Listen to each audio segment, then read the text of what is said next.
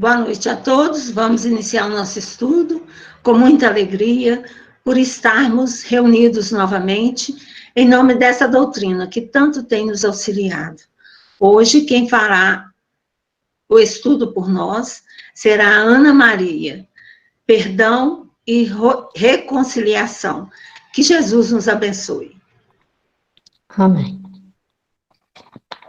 Então, vamos começar com a nossa prece, pedindo ao Mestre Jesus, aos amigos espirituais, que nos abençoe, que nos intua, que nos ajude a abrir os nossos corações, porque nada do que for falado vai fazer nenhum sentido se nós não estivermos com os nossos corações abertos e predispostos ao bem.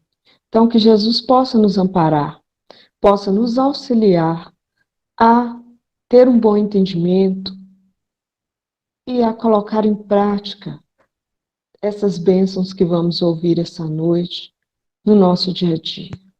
Que Jesus nos ampare e direcione, hoje e sempre. Que assim seja, graças a Deus. Denilson, você pode começar para mim, por favor?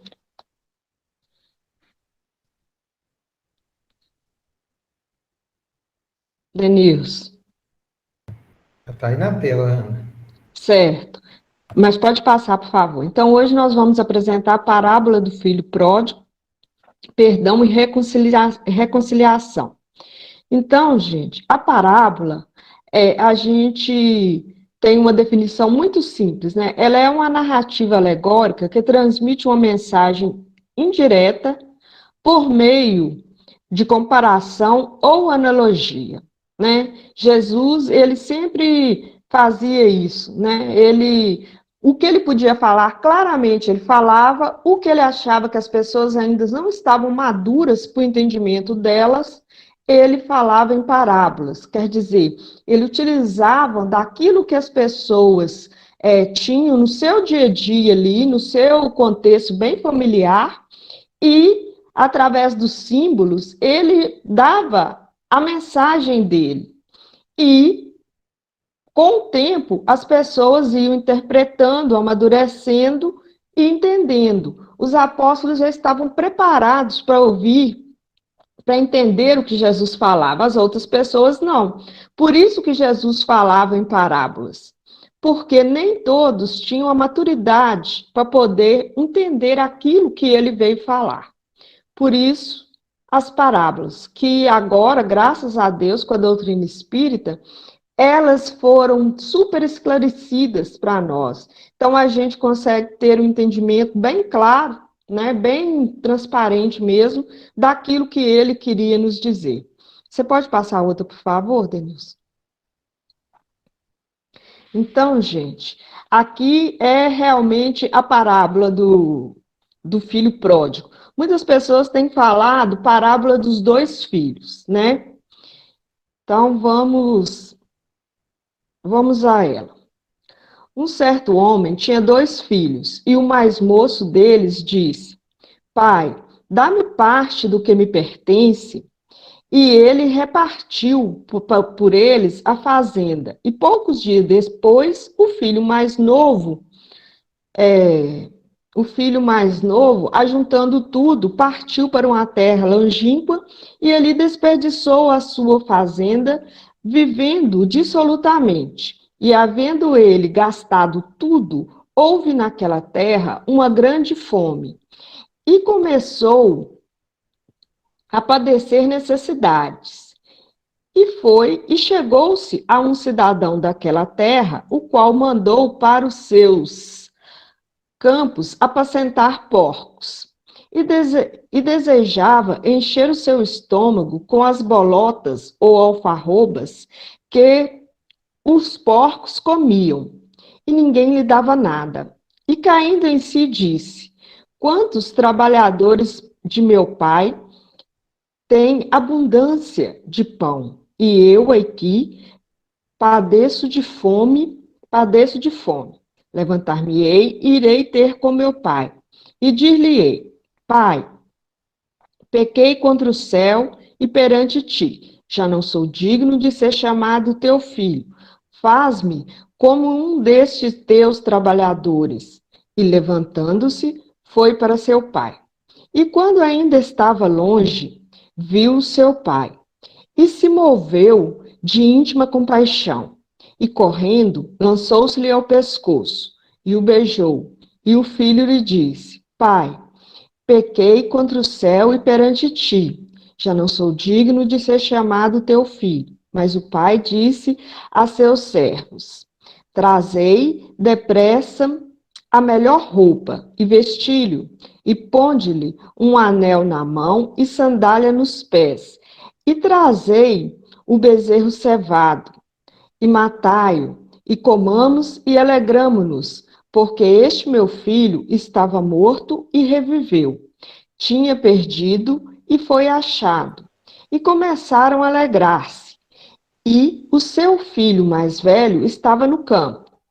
E quando veio e chegou perto de casa, ouviu a música e as danças, e chamando um de seus servos, perguntou-lhe que era aquilo. E ele lhe disse: Veio teu irmão, e teu pai matou o bezerro cevado, porque o recebeu são e salvo. Mas ele se indignou e não queria entrar. E saindo o pai, estava com ele, mas respondendo, ele disse ao pai: Eis que te sirvo há tantos anos, sem nunca transgredir o teu mandamento, e nunca me deste um cabrito para alegrar-me com meus amigos. Vendo, porém, este teu filho, que desperdiçou a tua fazenda com as meretrizes, mataste-lhes o bezerro cevado. E ele lhe disse: Filho, tu sempre estás comigo, e todas as minhas coisas são tuas. Mas era justo alegrarmos-nos e regozijarmos-nos, porque este teu irmão estava morto e reviveu, tinha se perdido e foi achado. Lucas, capítulo 5, versículo de 11 a 32. Então, ela é um pouquinho grande. Você pode passar o outro para nós, por favor, Denilson? Então, gente, aqui no caso, a herança, a definição legal é a seguinte: é o conjunto de princípios jurídicos que disciplinam a transmissão do patrimônio de uma pessoa que morreu a seus sucessores legais. É a parcela do patrimônio de alguém transferida a certas pessoas elencadas na lei como titulares desse direito, sucessores. A definição espiritual são os valores espirituais. Então, gente, a herança, como a gente começa a ver aqui, ela não é dada antes que a pessoa que fez aquela herança morra. Então, aí já a gente começa a ver que tem uma coisa muito errada, né? Então, a herança é algo que a gente recebe depois que o nosso ente querido desencarnou, não antes, né? E a gente vê aqui que ele chega ao pai e pede a herança antes. Então, a gente tem que pensar, na época atual, isso pode até ser bem plausível, bem normal, porque se muitos filhos estão passando necessidade, às vezes os pais, né, adiantam a herança para poder ajudar seus filhos. Mas naquela época não era assim. Então vamos ver como que era um pouquinho naquela época. Você passa aí para nós, por favor, Denilson? Então, naquela época, o sistema era patriarcalismo, quer dizer, o pai, ele era o dono e senhor de tudo ali dentro da propriedade dele, inclusive das mulheres e os filhos, e ele era a hierarquia máxima, o que ele mandasse era lei, né? E fora disso, tinha também o status social da aldeia. Então, os anciões, os mais velhos, eles tinham muito reconhecimento perante a aldeia. A aldeia que eles viviam não é igual uma cidade que a gente tem hoje. Eram aldeias pequenas, com 200, 300 pessoas, com poucas famílias, né? Então, a respeitabilidade ali das pessoas mais velhas, dos pais de família, era muito grande. E a gente ainda vê isso acontecendo quando a gente vê filmes, quando a gente vê reportagens do Oriente Médio e no Oriente mesmo em si. Então, muita coisa de lá para cá, mudou para a gente que está aqui no Ocidente. No Oriente, as coisas continuam, muitas coisas continuam da mesma forma. E isso ainda é uma coisa normal lá no Oriente Médio e no Oriente. Então, assim, imagina para vocês verem o respeito, né, o grau que esse pai estava, para o filho ter coragem de chegar perto dele e pedir herança. No mínimo, ele seria deserdado na hora, seria expulso da aldeia e nunca mais ele ia ser recebido naquela aldeia. Mas o que Jesus quis nos dizer? Jesus, quando ele lançou essa parábola, ele estava trabalhando desde quando ele veio aqui para a Terra para poder mudar o pensamento vigente no momento. Todos seguiam a Torá. A Torá estava em cima dos profetas e de Moisés. Moisés falou para todos que Deus, né, teve que ensinar para as pessoas, que naquela época muito mais ignorantes do que na época de Jesus, né, muito mais sensibilidade. Ele teve que dar a imagem de um Deus que se irava, igual ao ser humano, que ele distribuía vinganças, que fazia coisas que o ser humano faz, mas que Deus não faz. Então, todo mundo tinha medo de Deus, todo mundo era temente a Deus, como se nós precisássemos de ter medo de Deus, como se Deus não fosse um pai amoroso. Então, Jesus estava querendo fixar essa ideia do pai amoroso que Deus é. Então, imagina para vocês o susto das pessoas quando ouviram essa parábola, porque ele usou os elementos que elas tinham ali no dia a dia, mas assim, fora de contexto, de uma forma grande, de uma forma imensa. O pai, naquela época, ele jamais daria a herança do filho. Jamais, ele era inquestionável, não daria mesmo, né? Esse filho, com certeza, seria expulso, como se diz, a aldeia inteira, todos seriam contra ele.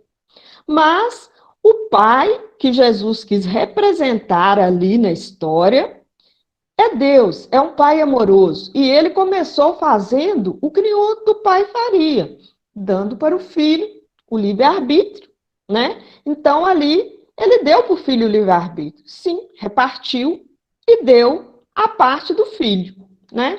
Você passa para nós, por favor, Deus. Então, a gente vê aí no filho pródigo, né, ou filho mais novo, um espírito egoísta.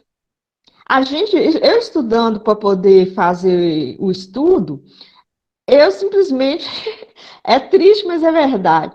Eu descobri que o filho mais novo e o filho mais velho somos nós, a humanidade. E a gente pode ser dividido da mesma forma que em dois.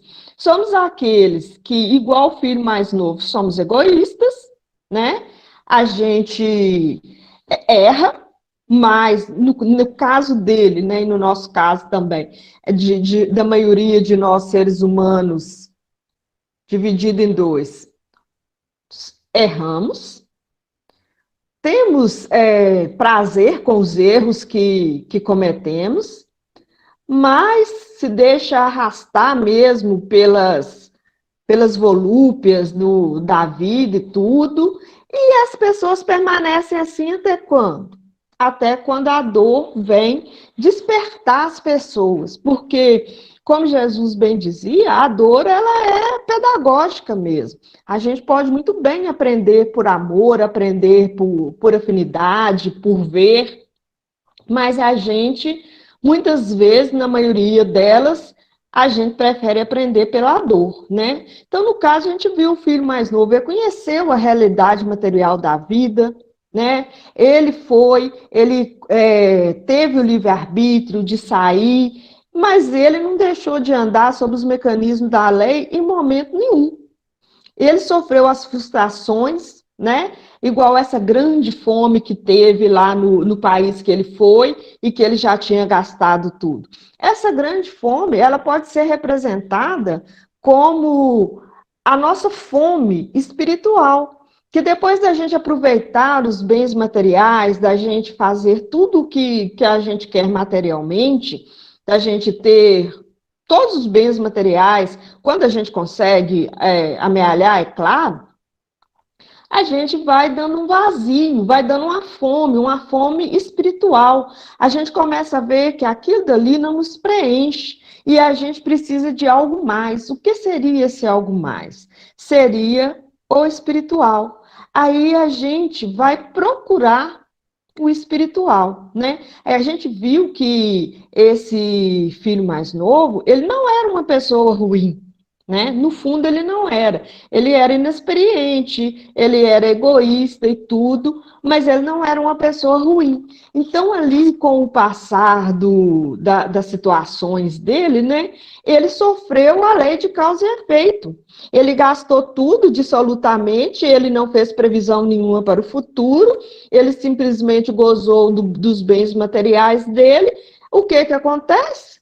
Acontece a lei de causa e efeito. Se você gasta tudo sem pensar no amanhã, quando o amanhã bater na sua porta, você está sem nada. Então, a gente vê que ele começa um período de sofrimento. Não foi porque ele pecou contra o Pai, ele pecou contra Deus, não foi um castigo divino, muito pelo contrário, foi a lei agindo em cima dele, né? Não teve nada de castigo divino, era simplesmente ele usou do livre-arbítrio do jeito que quis e colheu aquilo que plantou, foi simplesmente isso. E aí, gente, a gente começa a perceber que igual assim, eu estou falando do filho como metade uma hipotética metade da humanidade, né? A gente começa a perceber que tem pessoas que elas precisam de muito sofrimento, de muita dor para cair em si, né? A gente viu que ele foi criar porcos. Porcos para os judeus, gente, é uma coisa porca mesmo. Lá eles não comem, até hoje os judeus não comem carne de porco, principalmente os judeus mais ortodoxos, né? Então, ele teve que ir trabalhar com um animal que a etnia dele tinha pavor, detestava, via como aquilo como cúmulo da sujeira. E ele tinha tanta fome que ele queria comer até a comida dos porcos, porque o senhor que ele arrumou lá mandou ele trabalhar, mas não lhe dava alimento. Então a gente vê que ele precisou de muito sofrimento para ele ter esse despertar, né, do pensamento. Aí quando ele caiu em si, né, quando ele entendeu, ele falou assim, puxa, mas os servos do meu pai são muito mais bem tratados, então em vez de eu ficar aqui sofrendo, vou voltar para a casa do meu pai, vou trabalhar para o meu pai, e você é o empregado do meu pai, já que agora eu não sou mais herdeiro, que eu já dilapidei a minha parte. Então, foi aí que ele realmente acordou para o espiritual, né? A gente vê que ele acordou para voltar para a casa do pai. Nos colocando humanidade nessa situação, é quando a gente acorda para o espiritual. A gente fala assim, já experimentei os prazeres da matéria, já me fatiguei, já estou sofrendo, já estou cansado de tanto sofrer, então a gente cai em si. Opa, não é só matéria, né? Então vamos buscar algo mais. Então foi esse cair em si. Quando ele desperta para isso, é quando nós despertamos para o espiritual, né? Então é o exato momento que a gente está cansado de sofrer, não sabe mais, e aí a gente volta para o espiritual. Aí o que ele fez? Voltou para a casa do pai. Ele foi em busca do amor do pai. É o que a gente faz também. Quando a gente volta, a gente vai em busca do amor divino. Porque o amor divino, ele é nos dado de graça, né? A gente não precisa ter nada para poder recebê-lo. Ele já faz parte da nossa herança como filho de Deus, esse amor, né? Passa para nós o próximo, por favor, Denilson. Aí, imaginamos, se a gente tivesse, se o pai dessa época agisse de acordo com que mandasse a lei, quando ele viu esse filho, ele já, como se diz, algum servo dele já estaria lá, ó, na entrada lá da fazenda dele para impedir esse filho de voltar. Por quê? Porque quando esse filho volta, ele traz vergonha para a casa paterna. E a gente vê aqui que o pai, né, como o senhor do lugar, ele, qualquer outro visitante que fosse chegar ali na fazenda dele, ele estaria sentado esperando o visitante. O que que o pai faz? Ele sai correndo para poder encontrar com o filho. Então, isso aí jamais um senhor daquela época faria, né? E se fosse para fazer também, era para expulsar o filho, não para poder receber o filho. Então, aí a gente vê a representação divina. Ele, quando ele viu o filho de longe, ele não queria saber nem qual condição que o filho estava. Ele só ficou tão feliz, tão satisfeito, que ele saiu correndo pela estrada para encontrar o filho. E aí a gente vê o quê? A gente vê a compaixão, a gente vê misericórdia, a gente vê perdão, a gente vê reconciliação e amor incondicional. O pai, ele não esperou o filho chegar para poder dar as explicações dele, ou ele exigir, agora você vai ter que mudar de comportamento, agora você vai ter que andar assim, agora você vai ter que agir de tal e tal. Não, ele não esperou nada. Ele saiu para poder encontrar com aquele filho, né? E isso aí, gente, na época é muito incomum. Então, essa parábola deve ter assustado muitas pessoas, porque Jesus falou simplesmente totalmente o contrário do que as pessoas esperavam ouvir nessa parábola. Por quê? Porque aí ele nos mostra o pai, né, que é amoroso, que teve coragem de entregar a herança para o filho, nos dá nosso livre-arbítrio, nos dá a oportunidade de ir, de viver a vida do jeito que a gente quiser, né? E quando o filho voltou, ele simplesmente, com compaixão, misericórdia, ele perdoou o filho imediatamente, sem nenhuma prerrogativa, né? Então, naquela época, os filhos se abaixavam, né, se curvavam diante do pai. Você vê que quando lá na parábola mostra, quando ele foi se curvar diante do pai para poder dar justificativas dele, o pai o abraçou e beijou, né? E o beijo, até hoje no Oriente, ele é um compromisso das pessoas que se acertam, que se gostam, né? Homem beija homem. Para nós ainda não é muito comum, mas lá é muito comum. Então ele beijou o filho em sinal de perdão, né? Em sinal de reconciliação. Ali ele estava se reconciliando com o filho. O filho não precisava falar nada, mas aí o filho ainda se fez a meia-culpa dele, eu pequei, e ele nem respondeu, ele já veio logo, chamou o servo, traz a melhor roupa, põe o anel, que representa ele voltando para a família, né, que a família tinha seus brasões com seus anéis, e aí, quer dizer, ele reintegrou o filho à família, e ele mandou fazer o quê? Matar o bezerro cevado, quer dizer, o bezerro mais gordo. E numa sociedade daquela, muito pequena, muito íntima, quando uma pessoa fazia uma festa, todas as outras já se sentiam convidadas. E foi o que aconteceu. Todo mundo viu, matou o bezerro, começou a cantar, começou a dançar, vamos todo mundo para a casa de fulano, porque lá tem festa. E quando chegam lá, eles veem o quê? O pai reintegrando o filho à família. E quando o pai faz isso, ele simplesmente, diante da comunidade, da sociedade da época, ele fala assim, eu perdoei meu filho. Meu filho, como se diz, viveu a vida que quis, errou, voltou e está perdoado. Vamos esquecer e vamos começar uma nova vida, vamos nos alegrar, porque ele estava perdido.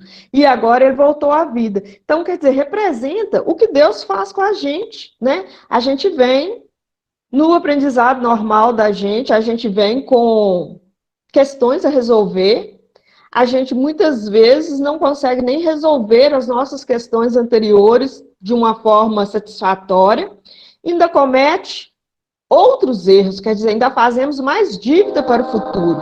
Então, Deus poderia muito bem ficar bravo com a gente, esse pai poderia ficar bravo com a gente mesmo, mas o que ele faz?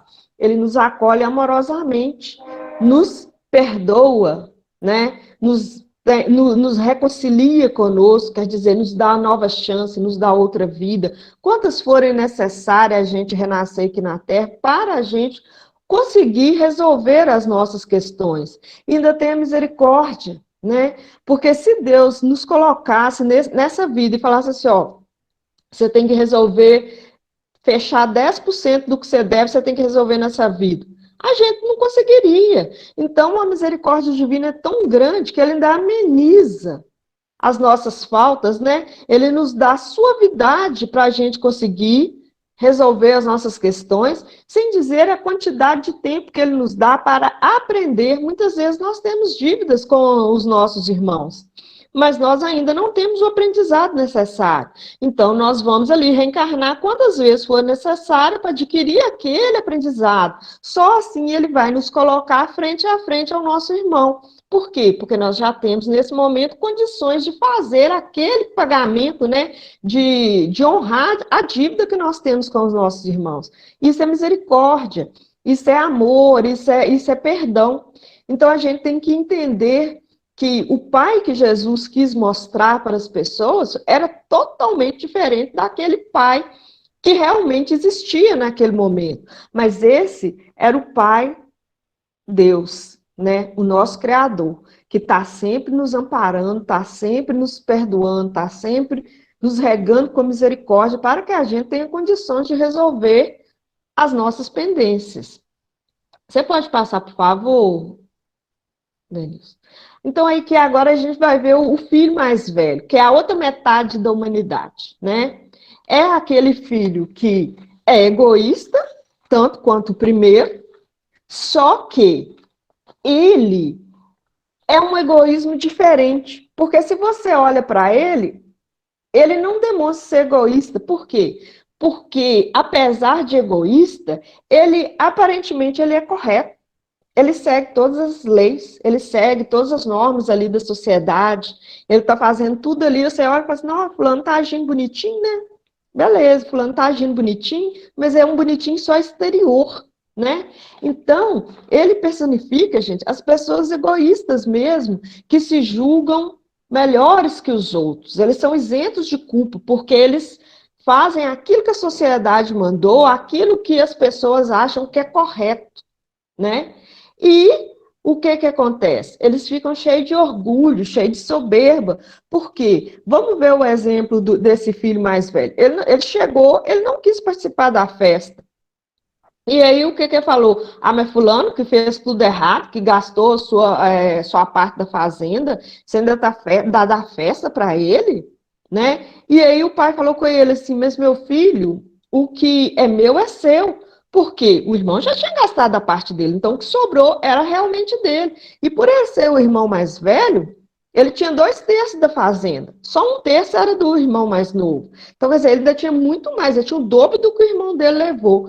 E aí ele fala assim, eu te servi, né? Ele não fala assim, não, pai, nós trabalhamos juntos, você nunca me deu nada, né? Quer dizer, ele fala como se ele fosse realmente um servo, um coitadinho, e não era bem assim. Mas ele se acomodou ali naquela posição. Ele não assumiu mais responsabilidade, ele só ficou com aquela ali que o pai deu para ele. Então, essas pessoas que elas são tão egoístas que elas se acomodam em fazer o que a sociedade dita, né? E fica acomodado. Mas o que acontece? Ele não consegue ver. O egoísta, ele é tão centrado nele, ele é tão virado com foco só nele, que ele não consegue ver nem a dor do outro, nem tampouco a grandeza do outro.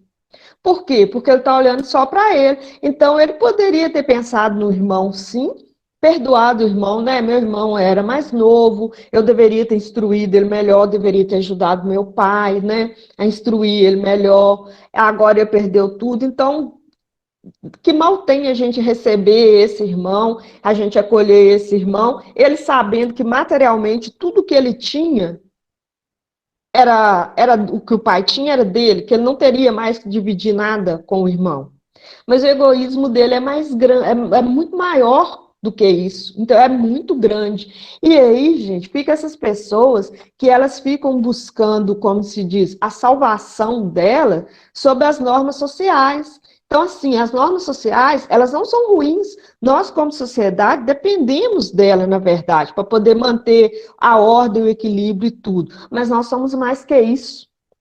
Então, nós temos que ver que nós somos filhos de Deus, que nós recebemos dons de Deus, né? Muito maior do que nós merecemos, que é a filiação divina, que isso aí todos nós temos, é inquestionável, né? Mas que nenhum cumprimento de norma ou tradição pode nos tirar a filiação divina. Então, quer dizer, se eu sou filho de Deus, não tem como eu fugir disso, mas eu tenho que começar a pensar, se eu já cumpro as normas sociais, tudo direitinho, eu tenho que colocar mais ali, eu tenho que colocar sentimento, espiritualidade, elevação, eu tenho que começar a ver não só a mim, mas o meu irmão, eu tenho que começar a entender a dor do outro, as alegrias do outro, porque o egoísta, ele não vê isso, ele não vê se o outro está sofrendo.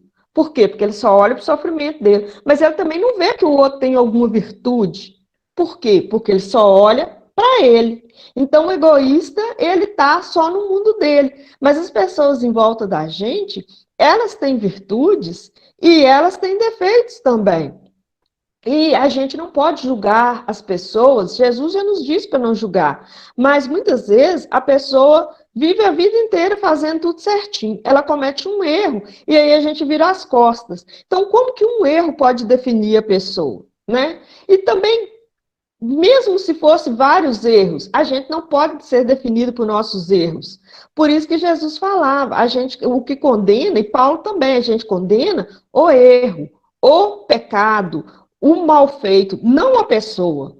A pessoa, ela é um ser, filho de Deus em evolução. Então, ela não pode ser taxada, condenada pelos erros dela. Todos nós erramos, todos nós estamos aqui em evolução. Para aprender, a gente comete erros. Ninguém aprende de primeira, ninguém aprendeu, nasceu sabendo tudo. Então é normal a gente errar, é normal cometer erros. Mas é normal, como você diz, deveria ser normal também, a gente ter tolerância e a gente perdoar as pessoas na mesma medida que a gente gostaria de ser perdoado. E a gente reconciliar com as pessoas na mesma medida também que a gente gostaria de ser novamente aceito naquele grupo e sentir-se como irmão, sentir-se bem novamente diante daquelas pessoas. Porque muitas vezes a gente fala que perdoou, a gente fala que reconciliou, mas a gente começa a excluir a pessoa, né? Aí a pessoa se sente culpada, se sente mal, da mesma forma. Então, a gente não é só falar que perdoou, é perdoar e reconciliar, e é voltar a tratar aquela pessoa com o mesmo carinho, a mesma afeição. Se a gente não puder fazer isso, pelo menos não desejar mal para a pessoa. Já é um início, né? O que Jesus falou, para com os nossos inimigos. Você não precisa amar seu inimigo, porque não é da lei você amar seu inimigo. Mas você não precisa desejar ele mal, você não precisa ficar satisfeito quando acontece algo ruim com ele. Agora, imagine com as pessoas que a gente ama.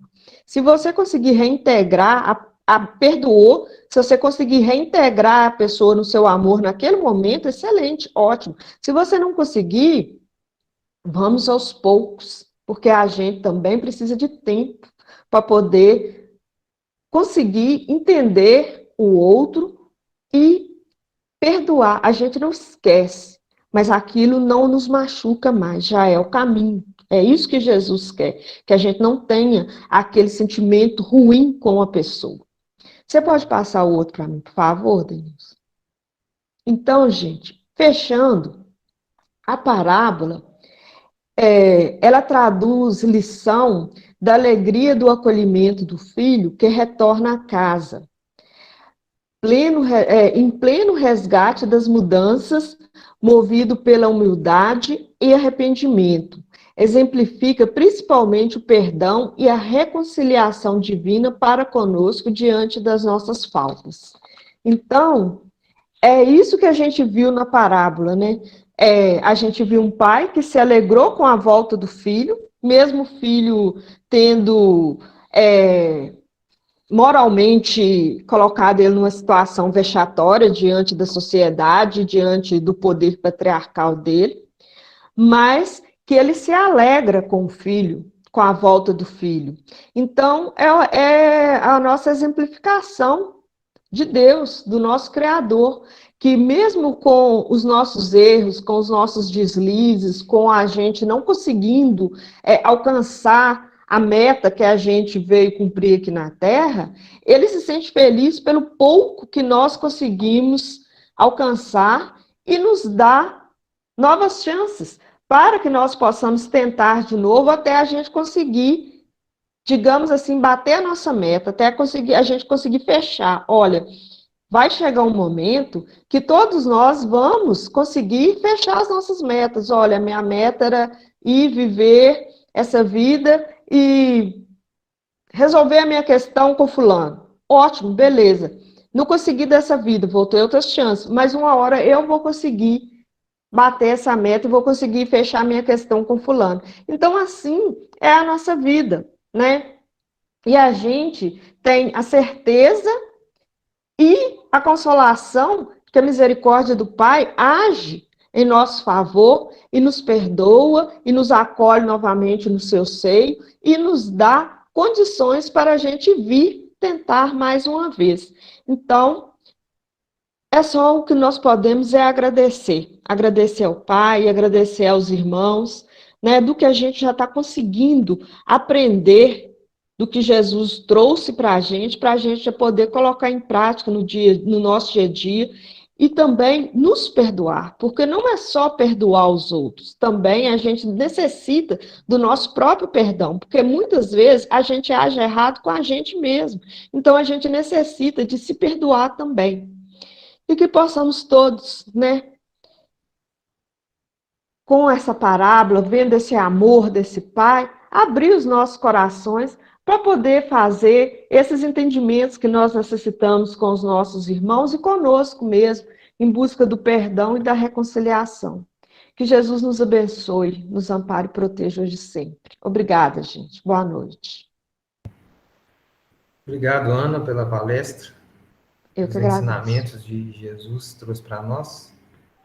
E para a gente finalizar a nossa noite de estudos, a gente vai cantar a música Essa Paz, que está inserida aí nas nossas músicas da nossa casa.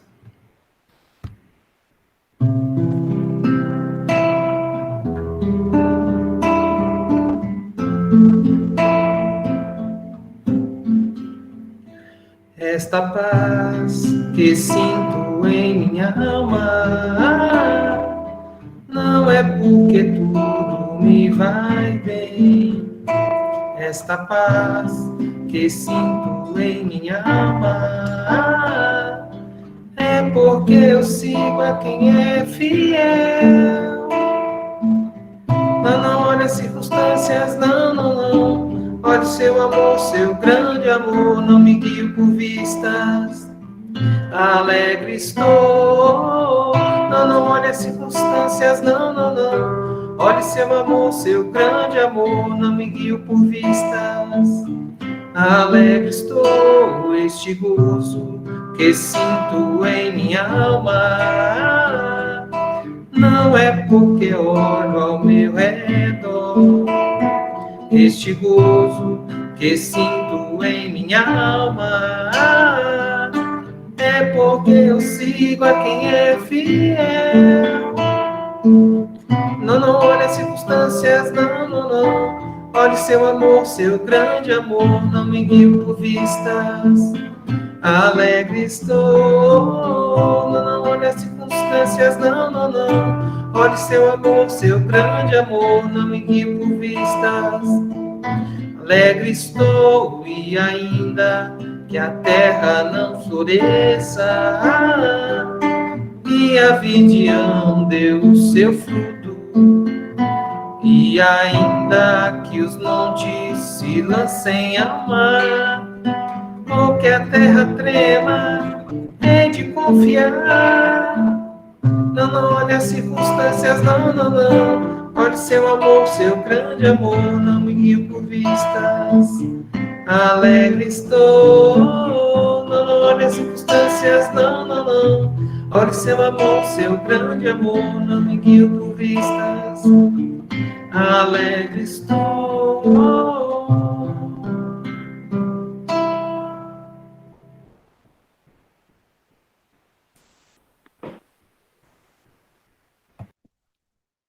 Então, hoje vamos agradecer a Deus por estar nos dando essa oportunidade de estarmos juntos, apesar da separação.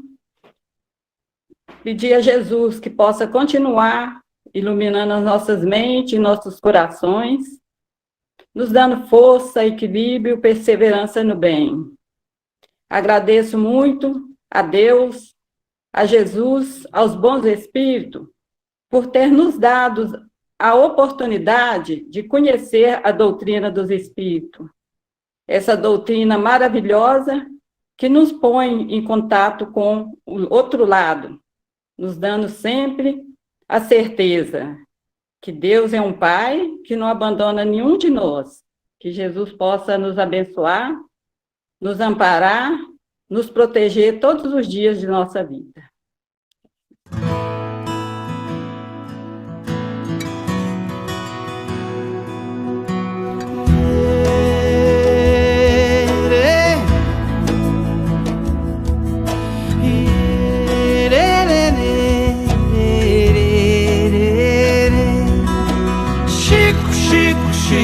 Chico Xavier,